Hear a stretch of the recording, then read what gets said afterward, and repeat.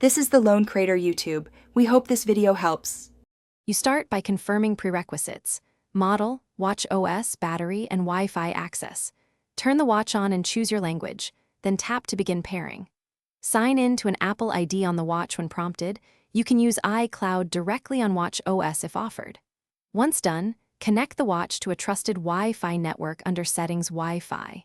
Make sure to enable Bluetooth briefly if you have an iPhone nearby, only to speed initial activation. You now configure the watch independently.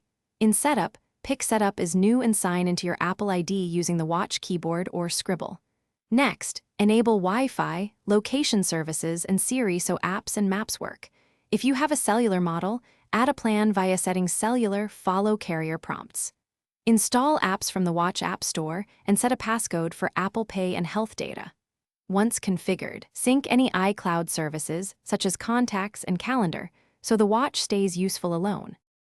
To finish, personalize watch faces, adjust notification settings, and ensure health and activity sync to iCloud. Test core features. Make a call, play synced music, confirm Apple Pay, and try walkie-talkie on Wi-Fi or cellular.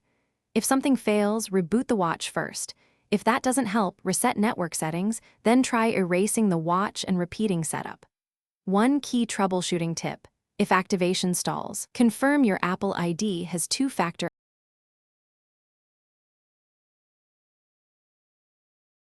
Thanks for watching. Consider subscribing if we helped you.